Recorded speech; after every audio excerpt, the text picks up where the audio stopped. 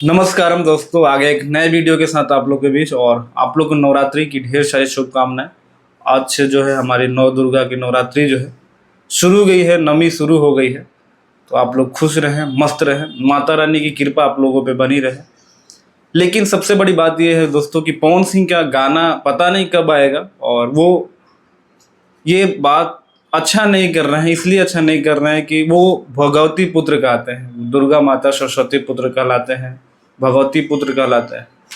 और वो बॉलीवुड का गाना का शूटिंग कंप्लीट करने मुंबई गए थे, लेकिन 4-5 दिन से एक पोस्टर आया है लामी लामी केस का, और उस गाने का अभी तक कोई अपडेट नहीं है कि कब तक उनका गाना रिलीज होगा।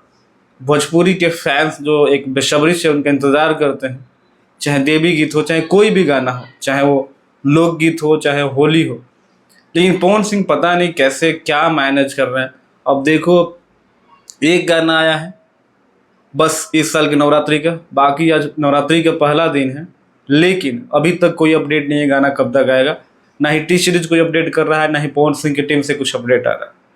लेकिन बॉलीवुड गाने का अपडेट, बॉलीवुड गाने का शूटिंग, सारी चीज़ें आप इंस्टा पे देख सकते हैं अमित सिंह के। लेकिन इस गाने से रिलेटेड कोई भी अपडेट ये लोग नहीं कर रहे हैं। पता नहीं गाना आएगा नहीं आएगा, क्योंकि ये लोग जो है देवी गीत जो है मतलब दशहरा बाद भी रिलीज करते हैं। इन लोग का रिकॉर्ड है, चाहे होली हो, होली के बाद भी एक दिन रिलीज कर देते हैं।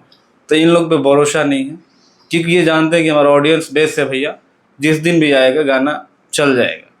लेकिन सबसे बड़ी बात यह है कि जो पवन सिंह के फैंस उम्मीद रखते हैं, क्योंकि सारे सिंगरों के कम से कम मैक्स टू मैक्स जो गाने हैं उनके आगे अभी भी एक आध और उनके गाने जरूर आएंगे, चाहे वो भोजपुरी के कितने भी बड़े सिंगर हो, सबका गाना आ गया। तो वीडियो में बस इतना ही, मिलते हैं अगले वीडियो में, तब तक अपने भाई को तो इजाजत। नमस्कार।